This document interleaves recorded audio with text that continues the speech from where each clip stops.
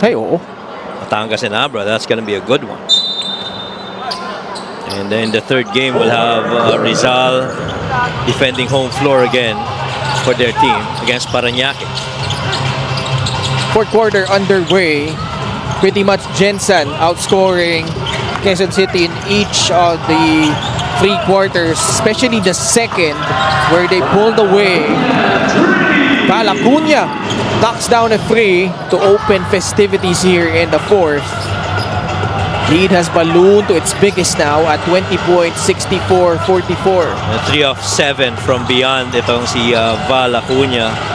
And you talked about yung third quarter scoring. There's never been a quarter that Quezon City went beyond 20 points, and you gotta credit the defense really of the Gensan Warriors. I mean, if Jordan Santa Ana had not gone in and contributed, you know, on those scoring latter part of the third, this would have been a much bigger deficit for Quezon City. Moray right there on a good left-hand finish inside the paint. 64-46. CJ Gonzalez kasama si Val Acuña, Jimuel Cosip, Joel Liu at Rene Pacquiao. Pumihit si Pacquiao sa ilalim, Mintes. Capacio surveys the floor, gives it up to Puray for free, no. Bola na tapik palabas at babalik ang bola sa Gensan Warriors. Ramdam mo yung frustration ni Puray at that time. One, that was a good shot. Didn't have anybody on him. That was his range. Kaya frustrated siya. Man, I could have made that shot. CJ Gonzalez. Acuña setting up Gama Evangelista, who blows the dunk attempt. Not bad intentions, ano? Pero why not? Libreng-libre ka sa ilalim. Puray gives up his fourth foul.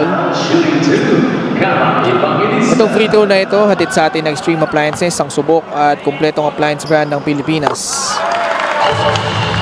Gama Evangelista, isa sa mga pinakamagandang bumitaw yan sa free throw para dito sa Gensan Warriors. 86% from there. You just saw the reigning 3-point champ right now in Mark Cruz. 20 ulit ang lamang, 66-46. Franz Diaz, pinasa kay Jason Puray, pupukol ulit sa 3. Tatalbog palabas. Joel Liu may tangan ng bola para sa Gensan Warriors. Gonzalez to Cosip. Acuña sa bandang itaas. Cosip pulls up off the heel. Rebound Nino Ibanez. They've been wanting Cosip to take that shot attempt kanina pa.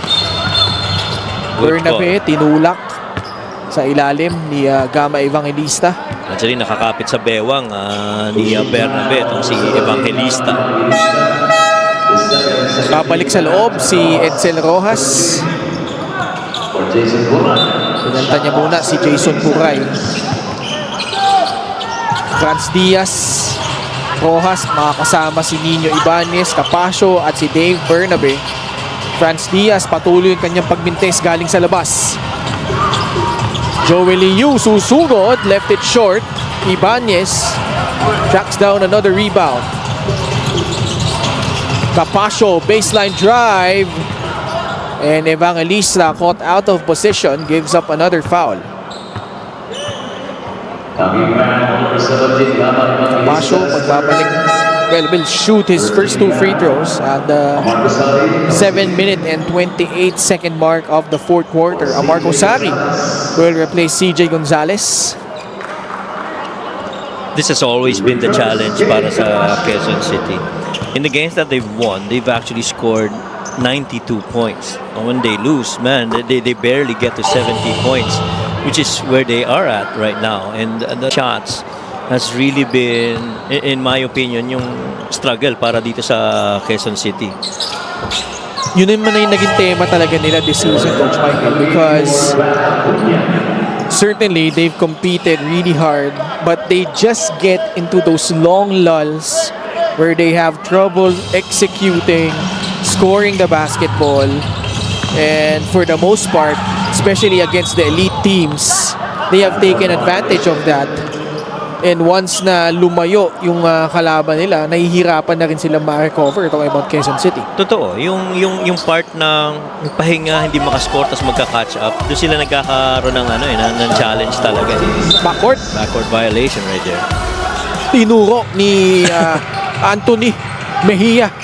No, it's Anthony. Anthony. Yeah. Anthony is one of our friends from all the way from British Columbia. Oh yes. Yeah. Still na naman. Bandang Marikina ba yun? Bantang ikaw naman sa LA. LA pala, sorry. Galing Lower Antipolo yan. Oh no, sorry. I'd like to correct myself. Oh, ayusin natin, Coach Mike, ha? He's the guy who hails from Lower A. Oo. Edsel Rojas na agawan. Joey Liu tatakbo dito. Binigay muna kay Jimwell Cosip. Pintes.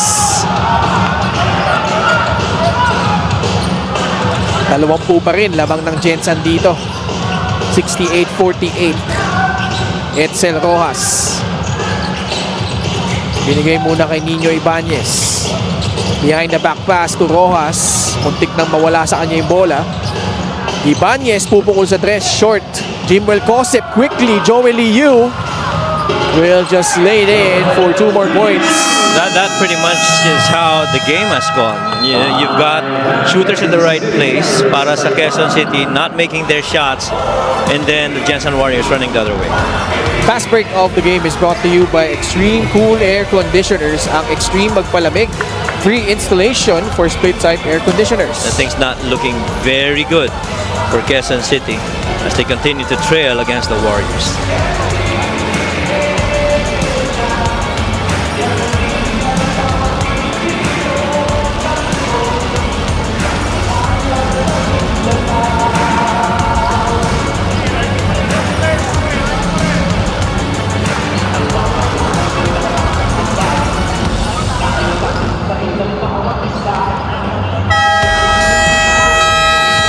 Kyle Tolentino against Batangas City had 12 points, although not really efficient from the field, which is probably the only thing that really has stopped him from getting to the next level. But here, much more efficient outing, 14 points, 5 of 12 shooting in almost 18 minutes of action.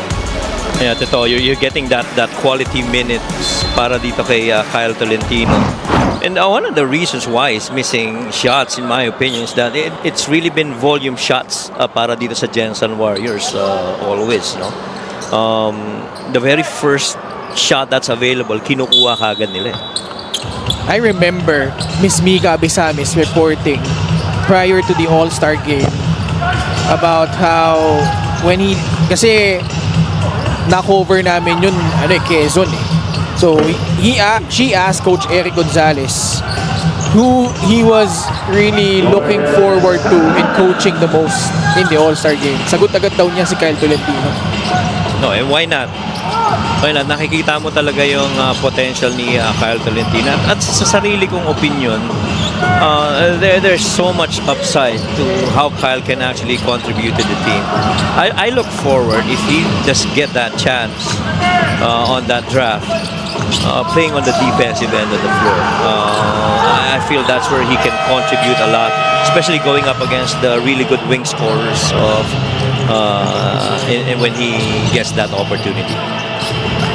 Santa Ana nakawala. We'll lay it in for 2 more points. And Jordan, pretty much in the minutes that he's played, has been the most consistent QC player on the floor.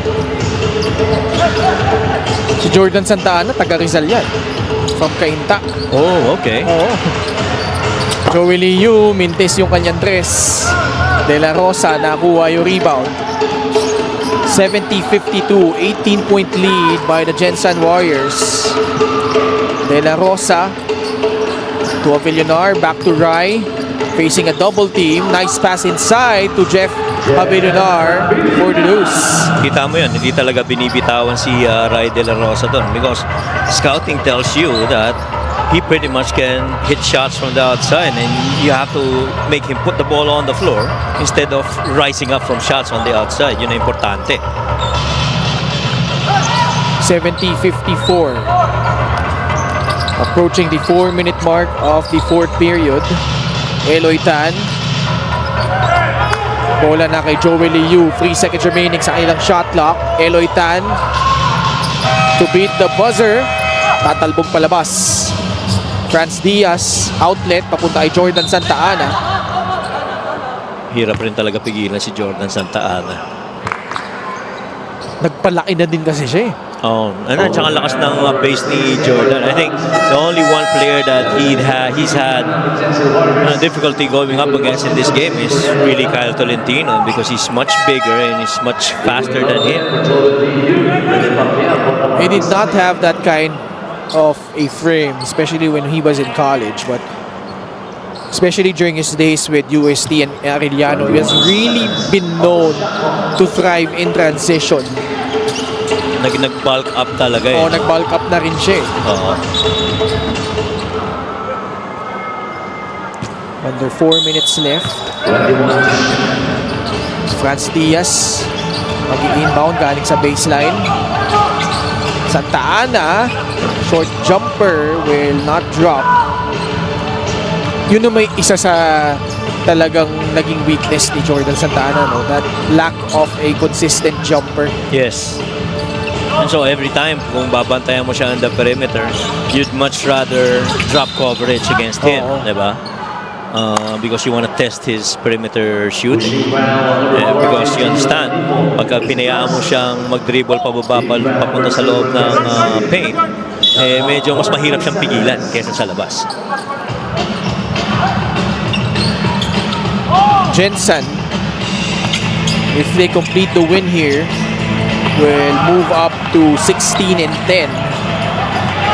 That's pretty much in pace still with all the other teams ahead of them for that number 2 spot.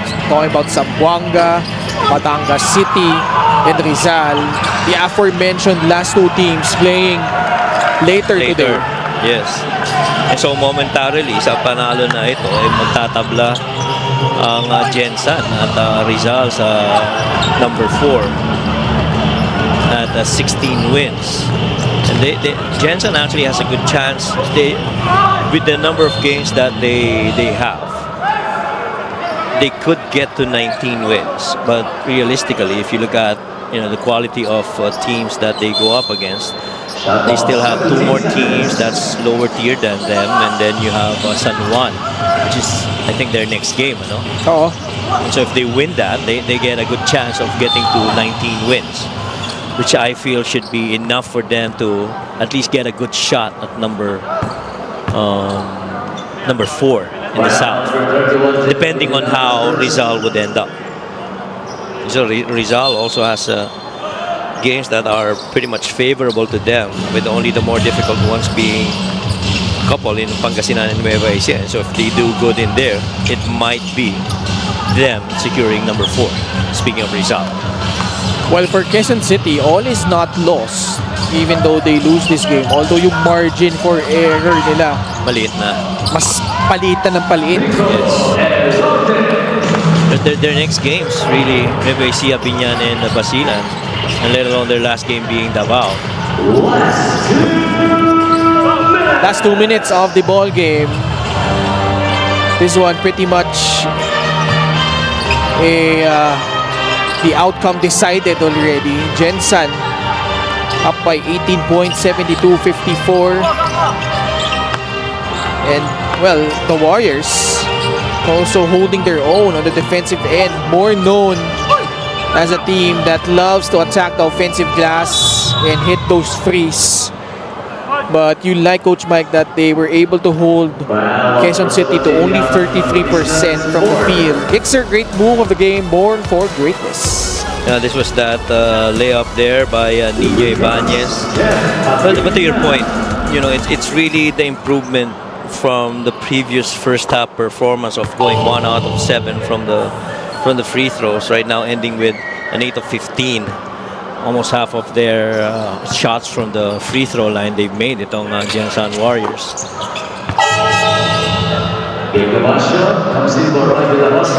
Villonar will fund the exit here for Quezon City, 72-56.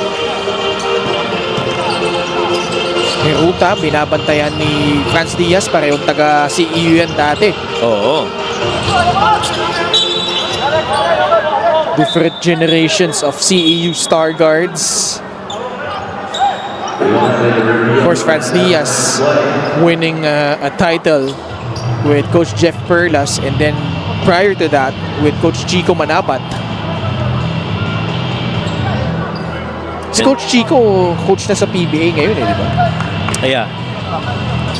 I forgot which team. But really, itong sila Franz Diaz and si Coach Elvis right there, I'm surely a proud dad with Kyle getting in the draft. Oo naman. And I feel that's a good fit yung team na napuntahan nito ni Kyle. Timeout call by Coach Jeff Perlas. 77 seconds remaining. Oh my.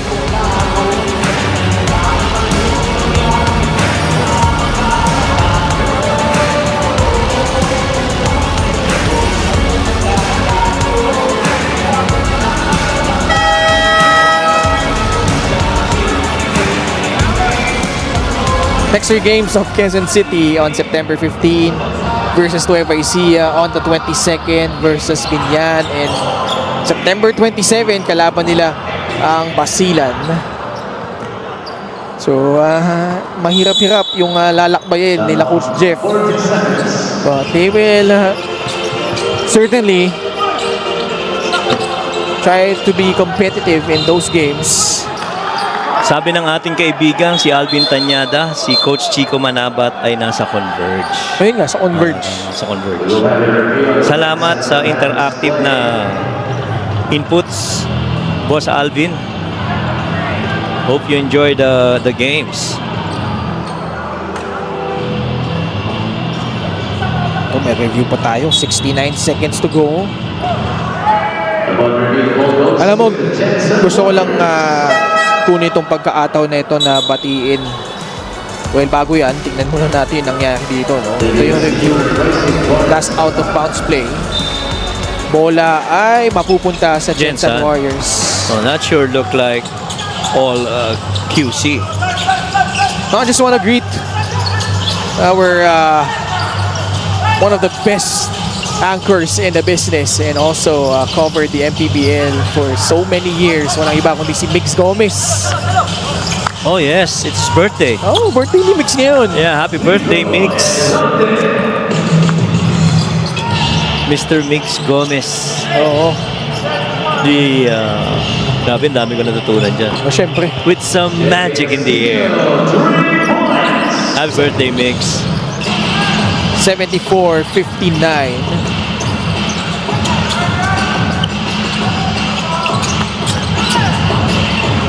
Another good assist.